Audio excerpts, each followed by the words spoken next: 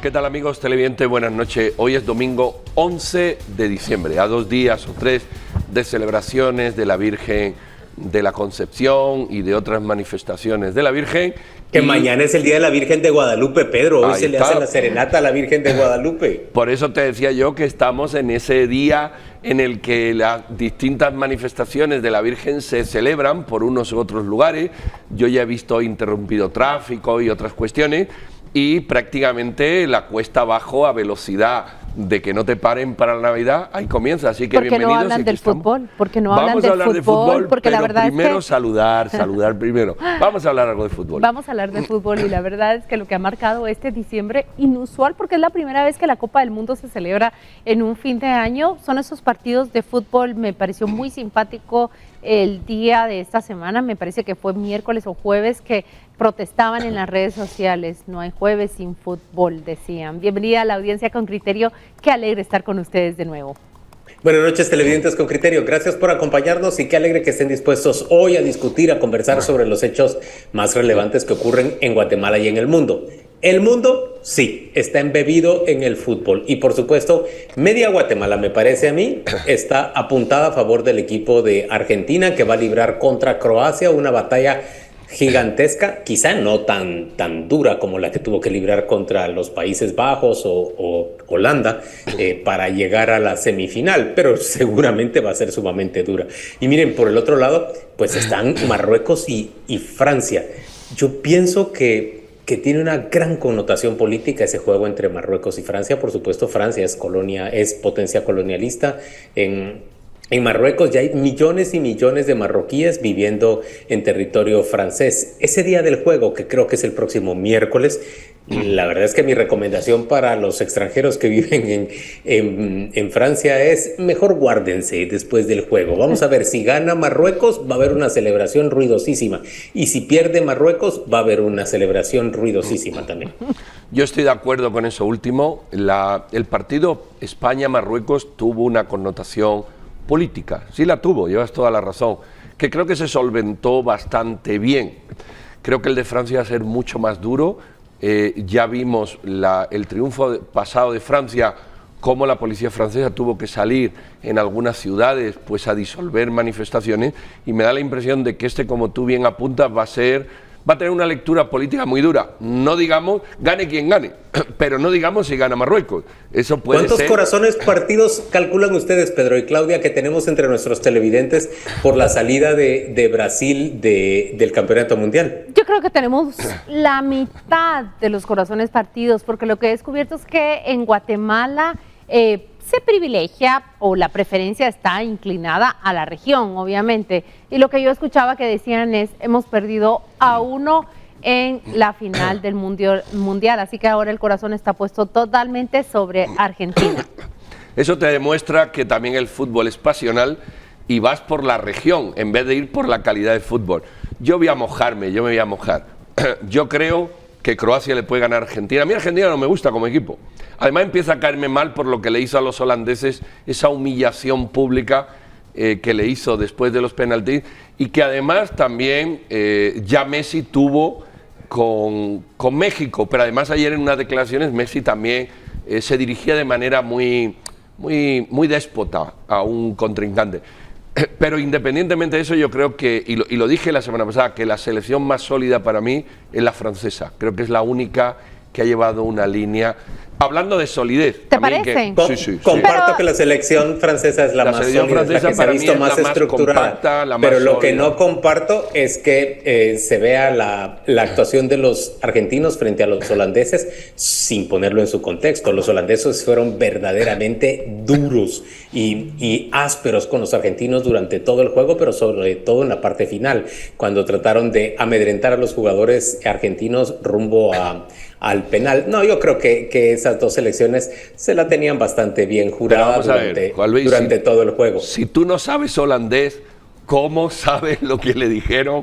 Todos se hablan en inglés. Todos se hablan en inglés. Todos se hablan en inglés. El idioma del fútbol es el inglés, así es. Pero en realidad en inglés están viniendo las sanciones también aquí, ¿verdad? En idioma inglés tenemos que interpretar qué es lo que está ocurriendo en Guatemala, porque creo que uno de los eventos o uno de los hechos que ha marcado la semana es ese comunicado que emite Estados Unidos en el Día Internacional contra la Corrupción, sancionando a 3 personajes guatemaltecos. La verdad es que la lectura tiene que ser muy fina para interpretar a quién le está hablando y qué significa la sanción contra, por ejemplo, el expresidente del Congreso de la República en Guatemala. No sé si es momento ya de entrar en ese partido. Pues todavía no, pero le vamos a abordar en un ratito. Ahora le vamos a contar una cosa más, y es la erupción del volcán de fuego que hizo que Covial cerrara algunas vías y se pusiera sobre la mesa la ceniza que estaba cayendo. Así que muchas poblaciones cercanas, digamos que sintieron retumbos y estas cuestiones, y como llueve sobre mojado en el sentido de que ya hay miedo por estas cosas, pues solamente la precaución y la observancia puntual. Y el último tema de la semana es la renuncia del señor Castillo. Bueno, más que la renuncia, que lo echaron, ¿verdad?, porque intentó dar un golpe de Estado en Perú o tomar el poder absoluto, el Congreso lo cesó y la policía lo detuvo. ¿Cuál de esas Me sorprende, sin embargo, Pedro, la gran cantidad de manifestaciones que se están dando todavía hoy, domingo, por la tarde y noche en Lima y en otras ciudades de Perú. Sí. Hay muchas personas que están protestando en contra de la salida del señor Castillo, que sin ninguna duda intentó dar un golpe de Estado, aunque después se justificó diciendo que había bebido algo extraño y que no estaba en sus cabales cuando leyó ese comunicado por medio del cual disolvía el Congreso. Decía que había que reestructurar. En eso tiene razón. En eso tiene razón. Le dieron té de coca, creo yo. Pero solo déjenme terminar ese punto, por favor. Él intentaba tomar control, deshacerse del Congreso y tomar control del Poder Judicial y de la Fiscalía, porque la Fiscalía en Perú, a diferencia de Guatemala, es independiente y allá sí investigan la corrupción de los gobernantes, y el señor Castillo tiene una larga historia de corrupción a pesar de la brevedad de su mandato. Sí, y la verdad es que cuando dice que no estaba en sus cabales cuando emitió ese comunicado, que es un vídeo, en realidad, en eso tiene razón. Apenas horas duró él en el mando. La verdad es que salieron todos sus ministros. La fuerza pública dijo que no apoyaban a ningún presidente que rompiera con el orden constitucional, y hoy vemos cómo pues él se encuentra enfrentando un proceso, a las puertas de un proceso que lo empiezan a comparar ya con Alberto Fujimori, ¿no? Sí, así es, y de hecho lo mandaron a la misma cárcel. Sí, yo creo que el señor, independientemente de lo que queramos ver, es muy difícil entender racionalmente que un presidente, porque el señor, que si era sindicalista, que si era maestro, que si era de izquierda, que si era, no importa eso, al final era el presidente de la República, y un presidente de la República tiene asesores, o él mismo sabe, que dar ese paso lo ponía contra el paredón. ¿Qué le hizo a Pedro Castillo? Yo me hago esa pregunta permanentemente, dar ese paso. ¿Quién lo engañó? ¿Quién lo aconsejó? ¿O cómo se dejó llevar por eso? Porque todo lo que le podía pasar era menos grave que esto. Pero yo creo, Pedro, que él temía la inminencia de un proceso político para desaforarlo, y luego penal para conducirlo a prisión por los casos de corrupción. Mire, Perú ha tenido 5 presidentes distintos en los últimos 6 años y ha vivido una gran inestabilidad. Muchos de los expresidentes están vinculados a corrupción y su salida se ha visto justamente vinculada a esa corrupción. En Perú se lucha verdaderamente por erradicar esa corrupción de los gobiernos, algo que desafortunadamente en Guatemala se ha dejado de lado. Ese es el tema del que queremos conversar cuando hablamos de las sanciones que le ha impuesto Estados Unidos a 3 figuras políticas guatemaltecas. Arrancamos ya con esta discusión, Pedro y Claudia. Pues empecemos con ella. Mire, a ver, Claudia, tú planteas quiénes han sido los sancionados. Bueno, yo les dije ya que uno de los personajes prominentes, me parece, por el puesto que ocupó, es el señor Alan Rodríguez, expresidente del Congreso de la República. También el diputado Jorge Estuardo Vargas es el dirigente o prácticamente la bisagra que está articulando la unión Une y Vamos. Este es el partido oficial. Y finalmente Luis Chang, un exministro de Energía y Minas durante el gobierno de Jimmy Morales, quien a propósito hace apenas semana y media, no sé si ustedes lo vieron, a través de un vídeo, dijo, más o menos lo parafraseo, que nadie en su gobierno, ni él, ni sus ministros, eran investigados por corrupción. Cuando uno escucha de que el expresidente Jimmy Morales dice eso, pues yo digo, claro, si Consuelo Porras es la fiscal que él eligió y que cómodamente dejó y apañó la corrupción del gobierno anterior y del gobierno actual. Así que prácticamente con esa sanción que se emite contra un exministro de Energía y Minas de Jimmy Morales, pues se cae esa afirmación que el expresidente hizo días atrás. Yo esta lista, a diferencia de la lista Engel, me genera un poco más de seriedad en el sentido de consistencia, Pero yo veo que estos tres personajes, y no digo que no estén bien señalados, no voy a decir eso, pero son señalados, José Estuardo Vargas, del manejo de puertos.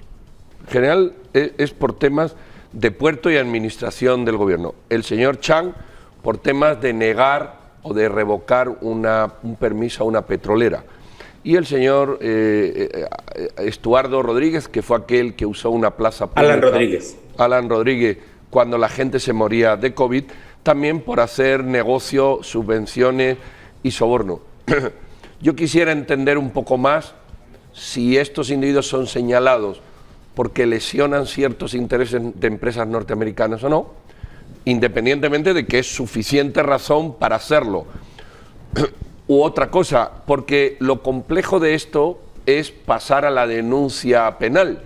Si este señor Chang, quería revocar una licencia de explotación petrolera y por eso pedía favores, que evidentemente eso es un chantaje, la pregunta es cómo pasas esta información que te da el Departamento de Tesoro, cómo lo conviertes en una causa penal para darle consistencia a la denuncia. Yo creo que voy a dejar la pregunta y al regreso de la pausa, pues ustedes la contestan o la extienden. Respuestas. Nos vamos. Yo creo que esa pregunta encarna mucha ingenuidad o no querer ver la mitad de las cosas de lo que ocurren en Guatemala. Pero vamos a la pausa y ya volvemos para responder. Hablemoslo.